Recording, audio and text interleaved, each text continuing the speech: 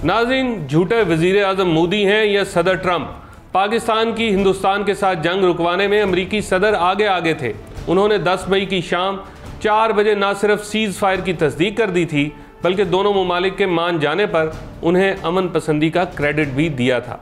लेकिन भारत की मोदी सरकार ये कैसे हजम करे कि भारत ने अमेरिका की मान ली, क्योंकि भारतीयों में इतना नफरत का बारूद भरा जा चुका था कि अब जंग बंदी कबूल ना थी। यानी भारतीय अवाम नाखुश है, और अगर भारतीय अवाम नाखुश है तो आप अंदाज़ा लगा सकते हैं कि मोदी को वोट कौन देगा। इन्हीं वोटों के लिए तो सारा ड्रामा रचाया गया था। मैं हूं नदीम ज़ईन और आज के वीलॉग में आपको बताऊंगा कि अमेरिका की सालसी इंडियंस को क्यों पसंद नहीं आ रही, और मोदी भी मानने से इनकारी कैसे हो गया कि अमेरिकी सदर का जंग रुकवाने में कोई रोल है। जंग से कुछ दिन पहले अमेरिका ने दुनिया को बता दिया था कि हम इस जंग से परे ही ठीक हैं, मुदाखलत नहीं करेंगे। यानी अमेरिका का वाज़ेह पैगाम था कि हम इस जंग में क्यों पड़े जिसका हमसे कोई लेना देना नहीं। और चंद ही दिन बाद अब आप देख लें कि अमेरिकी सदर हीरो बनकर सामने आ जाते हैं और फरमाते हैं कि जंग बंदी तो उन्होंने ही कराई है। अब ऐसा क्या हुआ कि अमेरिका को बीच बचाव कराने के लिए अचानक आना पड़ा? ये बहुत बड़ा सवाल है। जाहिर है पाकिस्तान को तो कोई ज़रूरत इसलिए नहीं थी क्योंकि उसी दिन जिस दिन सीज़ फायर हुआ उसी दिन सुबह के टाइम पाकिस्तान एयरफोर्स ने एक बहुत बड़ा हमला इंडिया में किया था। और ये कैसे मुमकिन है कि मारने वाला खुद भागकर सीज़ फायर करवाने के लिए अमेरिका चला जाए? तो नाज़रीन, अमेरिका जंग बंदी में क्यों आया? इस सवाल का जवाब उस दिन के शाहीनों के खौफनाक हमले में छुपा पड़ा है। आप सोचें कि पाकिस्तान से लगभग 30 से ज़्यादा जेट्स भारतीय फ़िज़ाओं को चीरते हुए जाते हैं और उन्हें रोकने वाला कोई नहीं। ना कोई राफेल उड़ता है, ना S-400 एयर डिफेंस सिस्टम कोई काम करता है, और ना ही उनकी तरफ से कोई शाहीनों पर मिसाइल फायर किया जाता है। ऐसा कैसे मुमकिन है? पाकिस्तानी जेट्स इंडिया की फ़िज़ाओं में कब्ज़ा कर लें और भारतीय फ़िज़ाइया और फ़ौज बिल्कुल खामोश तमाशाई बनकर देखती रहे। 3 दिन पहले दोनों ममालिक की एयर फोर्सेस में एक डॉग फाइट हुई थी जिसमें भारतीय राफेल गिरे थे। 1 घंटे तक दोनों ममालिक ने लड़ाई की और एयरफोर्स के पायलटों से पता चल गया कि फ़िज़ाओं का बादशाह कौन है।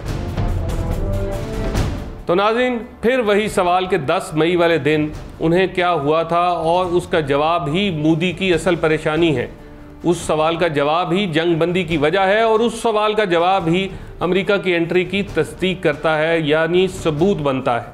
पाकिस्तान बारहा भारत को कहता रहा कि हम हमला नहीं करेंगे। अगर आपने हमला किया तो हम अपने टाइम, अपने टारगेट्स और अपने प्लान के ऐन मुताबिक जवाब देंगे। और फिर एक वही हुआ जिसका सबको इंतज़ार था। पाकिस्तान में एक सुपरफिशियल प्लान तैयार हुआ जो भारतीयों को तो क्या, उनके कमांड सेंटर में बैठे इस्राईली टेक्नोलॉजिस्टों को भी समझ नहीं आया। पाकिस्तानी शाहीन फजर की नमाज के बाद अपने जेट्स में बैठ चुके थे और हमारा वॉर रूम यानी कमांड सेंटर वो कार्रवाई करने जा रहा था जो दुनिया की तमाम टेक्नोलॉजीज से कहीं परे थी, कहीं ऊपर थी, और ये एक सरप्राइज़ करने जा रहे थे दुनिया को। अभी शाहीनों ने अपनी बॉर्डर लाइन भी क्रॉस नहीं की थी कि पूरे भारत का कंट्रोल पाकिस्तान हासिल कर चुका था। शाहीनों की तरफ बढ़ने वाला हर हथियार और त्यारे जैम हो चुके थे। भारतीयों को समझ नहीं आ रही थी कि आखिर इनके साथ क्या हो रहा है। 70% भारत की लाइट ऑफ कर दी गई थी।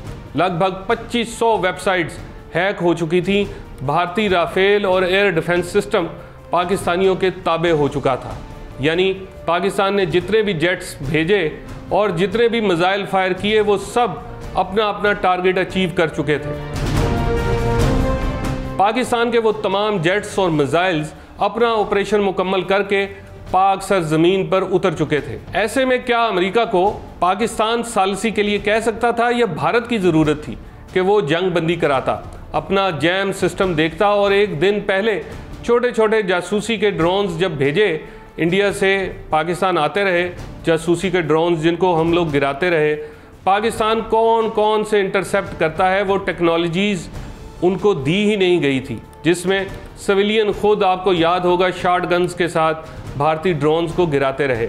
मोदी का ख्याल था कि हमारे राफेल जाएंगे और पाकिस्तान के देहाती इन्हें नीचे से पैलेट गन्स के साथ गिराते रहेंगे जैसा कि उनके ड्रोन्स को गिराया। लेकिन ऑपरेशन बनियानुल मरसूस ने बड़ा अनोखा और मुनफरिद ऑपरेशन कर दिखाया था, जिसमें पाकिस्तान और चीन की टेक्नोलॉजी ने सारी दुनिया को चौंका कर रख दिया था। अब ये बात अगर मोदी साहब मानते हैं तो फिर भारतीय उनकी नहीं मानते, और अगर भारतीय मान जाते हैं तो मोदी का वोट बैंक नहीं मानता। नाज़रीन, आज की वीडियो के लिए इतना ही। मिलेंगे अगली वीडियो में किसी अगले टॉपिक के साथ। तब तक के लिए इजाज़त दीजिए।